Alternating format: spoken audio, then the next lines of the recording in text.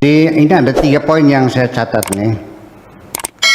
Pertama adalah agama Islam diturunkan oleh Allah kepada Kanjeng Nabi Muhammad Sallallahu Alaihi Wasallam yang tinggal di Jazirah Arabia di kota Mekah, di Hijaz. Relatif peradaban di Jazirah Arabia adalah peradaban yang paling rendah sekali, masih buta huruf, masih perang saudara berpuluh-puluh tahun dibandingkan dengan wilayah lain, negara lain seperti Persia sudah punya kerajaan 2000 tahun yang lalu, seperti Romawi, seperti Yunani, seperti Turki, seperti Mesir. Jazirah Arabia itu adalah jazirah yang ditinggalkan, tidak diminati oleh siapapun. Makanya tidak pernah menjadi daerah perebutan. Makmur tidak, pinter tidak, udaranya panas ya, hidupnya masih nomaden, masih pindah-pindah menggembala. Sedangkan Nabi Muhammad itu diutuskan rahmatan lil alamin, untuk kemanusiaan yang universal.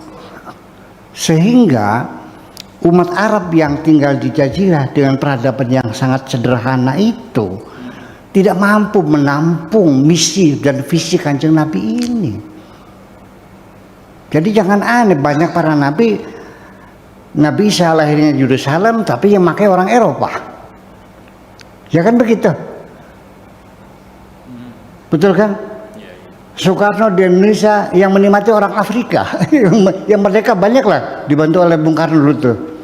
Ya, termasuk saya juga di Kertasemaya, yang memanfaatkannya orang Cirebon, orang Majalengka, orang Kertasemayanya masih bertanya, Kaji Sakro tuh bisa apa sih katanya? Begitulah. Nah, jadi satu eksperimen kehidupan bernegara yang demokratis, di mana ditiadakan sistem kerajaan yang turun menurun ke anak, tapi berdasarkan jasa sosial, jasa perjuangan, ya, keterlibatan dalam membangun kemasyarakatan, dipilih secara demokrasi 4 Khulafaur Rasyidin. Setelah itu gagal, kembali menjadi kerajaan yang sangat diktator lagi, ya kan? Persatuan dan kesatuan yang dibangun oleh Kanjeng Nabi, kalimat itu tauhid, ya, dengan susah payah membangun 23 tahun Nabi membangun persatuan. Begitu meninggal pada detik pertama, persatuan umat Islam sudah pecah kongsi, sudah banjir darah sampai sekarang. Ini artinya bahwa peradaban yang dibawa oleh Kanjeng Nabi itu untuk kemanusiaan secara universal. Jadi kita tidak bisa menyalahkan orang Arab, ya memang begitu sih, gimana? Tidak mampu. Ya, sampai baru saya katakan tadi, kalimat tauhid, kata persatuan. Barang siapa yang menerima kalimat tauhid di jalan masuk surga, artinya orang yang berjuang membangun persatuan kesatuan, bukan mengucapkan la ilaha illallah. Lalu ujungnya Allahumma ja'al akhiru kalamina man qala la ilaha illallah dakhalal jannah. Habib, yakinkah surga dibayar dengan ucapan atau dengan darah dan keringat, dengan perjuangan? Ini persoalannya. Jadi artinya kenapa jadi kok bergeser menjadi ucapan, jadi ritual? Nah, itu artinya bahwa mereka orang Finlandia yang maju, orang Amerika, orang Jepang, semuanya itu kan dari nilai-nilai universal yang ditebarkan oleh Kanjeng Nabi kepada seluruh umat manusia. Ya, siapapun yang bisa memanfaatkannya, termasuk Islam di Indonesia. Ini yang paling elegan adalah Islam di Indonesia. Di sini tidak ada umat Islam sama Islam saling membunuh seperti di Irak, seperti di Syria, seperti di Yaman, seperti di Libya, tidak kok. Di sini kita tidak saling membunuh. Islam yang paling damai di sini. Kita jauh kok dari Jazirah Arabianya. Ya kan begitu. Nah, itulah makanya jadi kita mesti memahami bahwa orang alam ini, ya, artinya apa? Bahwa nilai-nilai universal yang telah ditawarkan oleh Nabi itu, ya, ada yang menerima, ada yang tidak menerima, ada yang salah paham, ada yang gagal paham, ada yang gagal fokus, ya. Iya. Gitu. Nah, termasuk Finlandia. Makanya Syekh Muhammad Abduh mengatakan ketika dia itu pertama kali ke Eropa, dia mengatakan ternyata Islam itu ada di Eropa. Iya. ajaran Islam yang dalam pikiran saya itu diamalkan di sana. Lalu dia mengatakan al-Islam mahjubun bil muslimin. Mungkin sudah pernah baca Syekh Muhammad Abduh ya. Sekarang oleh Al-Azhar sekarang dinisakan oleh Al-Azhar sekarang ya. Muhammad Abduh itu termasuk Surah Husain, Muhammad Abduh, Jalan Al-Bukhari dan sebagainya, itu dianggapnya sepertinya sudah tidak dihormati seperti dulu lagi di Al-Azhar sekarang ini. Ya mungkin Anda bisa memantau semacam itu.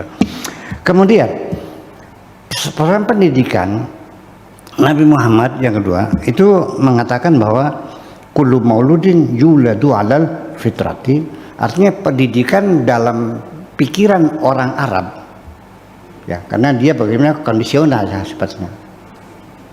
Nabi bicara pada orang Arab abad ke-7 di Jazirah Arabia, negara belum ada ya kan, kebangsaan belum ada, yang ada hanya kesukuan.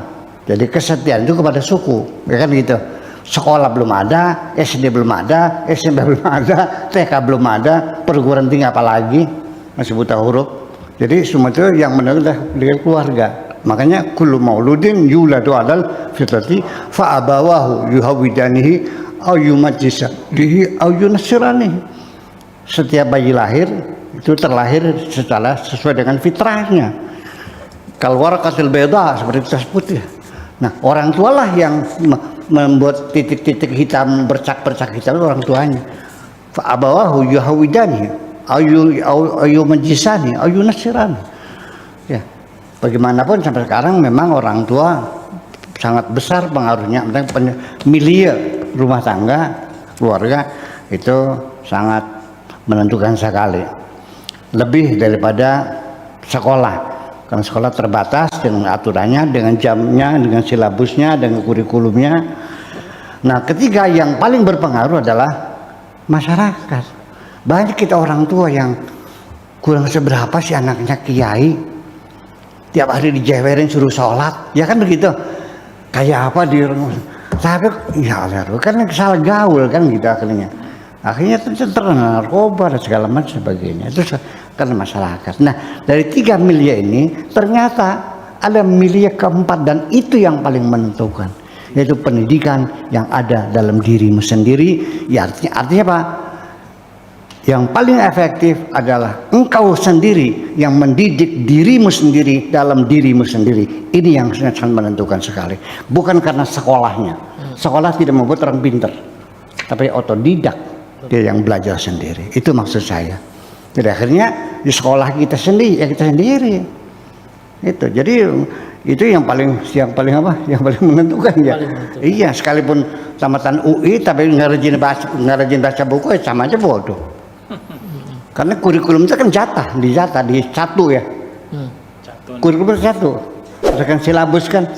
Ya iya, tidak lebih. Kayak gaji kan. Cukup tidak cukup itu. Dan yang lulus macam itu.